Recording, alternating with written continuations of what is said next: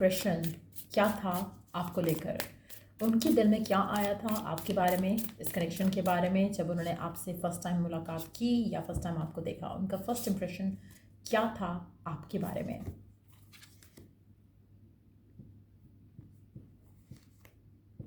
अच्छा, मुझे ऐसा लग रहा है कि जैसे इस इंसान ने जब आपको देखा, जब आपको जाना, तो उसको कहीं ना कहीं लग रहा था कि आपकी ज़िंदगी में बहुत सारे लोग हैं और जिसकी वजह से बहुत ज़्यादा ट्रबलसम लाइफ है आपकी। ऐसा उनको फर्स्ट इंप्रेशन पड़ा, या तो आपके आसपास बहुत ज़्यादा लोग थे या फिर आप बहुत ज़्यादा लोगों में घिरे हुए हो इन टर्म्स ऑफ के लोगों की बातें सुनना, मानना, चलना, उनकी बातों को सोचना, ऐसा उन्होंने आपको पाया। लेकिन कहीं ना कहीं उनको ऐसा भी लगा कि आपकी लाइफ में हर चीज़ में आप बहुत कम्पिटिटिव हो और आप अपना रास्ता बनाना जानते हो, but at the same time मुझे लगता है कि उन्होंने हमेशा आपको ऐसे देखा कि जो कि is a fighter, but at the same time trouble जो है वो आपकी लाइफ में आता जाता रहता है। कहीं ना कहीं आप थोड़ा जैसे बोलते हैं ना, ड्रीमी हो सकते हो। ऐसा उनको लगा, थोड़ा आप रियलिटी से दूर हो, या आप कहीं ना कहीं सोचों में गुम रहते हो। इस तरह का इंसान पाया उन्होंने आपको। लेट्स सी और क्या सोचा उन्होंने आपको जानकर, आपके बारे में, आपको मिलकर उनको क्या रियलाइज़ हुआ। अच्छा, as they got to know you, उनको लगा कि आप बहुत कॉन्फिडेंट हो। आप में से कुछ लोगों के लिए आप ओवर कॉन्फिडेंट भी हो सकते हो, but what ever the case है, लेकिन इस इंसान को आप में ये सब चीज़ें जो उन्होंने नोटिस की, वो कहीं ना कहीं उनको रियलाइज़ हुआ कि जो उनका फर्स्ट इंप्रेशन था आपके बारे में, that was in the last impression. उनको लगा कि आप मे बी, उन्होंने जब आपको देखा इन सब चीज़ों से डील करते हुए, तो उनका जो फर्स्ट इंप्रेशन था that was in a negative perspective. लेकिन as they got to know you, उनको लगा कि नहीं, आपकी लाइफ में कंपटीशन है लेकिन आप कम्पिटिटिव हो। आपकी लाइफ में ट्रबल्स हैं लेकिन you know how to deal with them. आपकी ज़िंदगी में इश्यूज हैं लेकिन आप कॉन्फिडेंट हो, आप उनको कैसे डील करते हो, कैसे अंडरस्टैंड करते हो, कैसे हैंडल करते हो।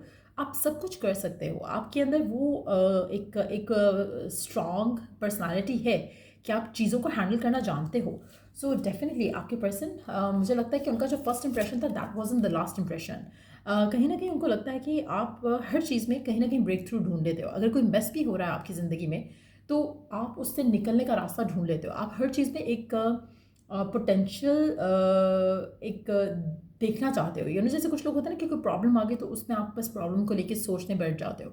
वो आपको ऐसे देखते हैं, या उन्होंने ऐसा आपको पाया जैसे कि आपकी ज़िंदगी में कुछ डाउनवर्ड भी चल रहा है, तो आप उसमें से भी कुछ पॉजिटिव लेसन जो है निकाल लेते हो। तो कहीं ना कहीं you are a very positive person, ऐसा उनको लगा as they got to know you.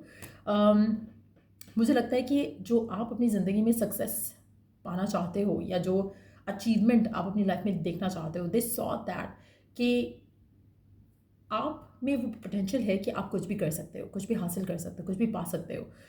अगर आपकी ज़िंदगी में लोग हैं जो आपके कंपिटिटर्स हैं, आप उससे यू स्टैंड आउट। कहीं ना कहीं आपको वो रिकग्निशन मिलता है और मिलना भी चाहिए, क्योंकि you are confident and you know कि लाइफ को पॉजिटिवली कैसे लेना है। तो कहीं ना कहीं ये सारी वो चीज़ें हैं जो आपके पार्टनर ने आप में ग्रेजुअली अंडरस्टैंड की। इनिशियली दे थॉट कि ट्रबल मेकर हो या ट्रबल में घिरे रहते हो, और कहीं ना कहीं ऐसी लाइफ में चीज़ें हैं जहाँ पर आपसे लोग जेलस होते हैं या एनवियस हैं या आपके रास्ते को रोकते हैं। लेकिन दिस सॉ कि आप में वो पोटेंशियल है जो आप किसी रास्ते की रुकावट को कैसे हैंडल करना है, कैसे उस चैलेंज को ओवरकम करना है। दिस सॉ कि आप में वो कैपेसिटी है to understand it and to work towards your success. तो चाहे वो लव है, करियर है, होम लाइफ है, वो जानते हैं कि आप बहुत पॉजिटिवली चीज़ों को हैंडल कर सकते हो। आप में से कुछ लोगों के लिए as they got to know you, मुझे लगता है कि वो चीज़ें हैं जो वो आपसे सीखना चाहते हैं कि आप कैसे चीज़ों को लेकर स्टिल पॉजिटिव रह सकते हो। आप में से कुछ लोगों के लिए आपके पर्सन को आपसे बहुत कुछ लर्न करने को भी मिला है। आप कहीं ना कहीं अपने पर्सन को भी शायद पॉजिटिवली गाइड करते रहे होगे in the beginning of the relationship specially. यहाँ पर 32 number, 19 number, 43 number, 7 number significant हो सकते हैं। और लेट्स सी और क्या सोचते हैं आपके। अच्छा, आपके पर्सन को आप में बहुत ज़्यादा एक अथॉरिटेटिव पर्सनालिटी दिखती है, एक स्ट्रॉन्ग पर्सनालिटी के मालिक हो आप, ऐसा मानना है, ऐसा जानना है आपके पर्सन का आपके बारे में। लेट्स सी कि करंट सिचुएशन में जो भी आप दोनों के दरमियान में चल रहा है, आपका पर्सन इस रिश्ते को कहाँ जाते देखता है आपके साथ। जो भी उसने आपको जाना, पहचाना, उसके बाद वो इस रिश्ते से क्या एक्सपेक्ट करता है, क्या है उसकी एक्सपेक्टेशन आपको लेकर, इस कनेक्शन को लेकर। क्या है उसकी एक्सपेक्टेशन आपको लेकर, इस कनेक्शन को लेकर। उसको क्या लग रहा है कि कनेक्शन कहाँ जाएगा, क्या होगा इस कनेक्शन में आगे।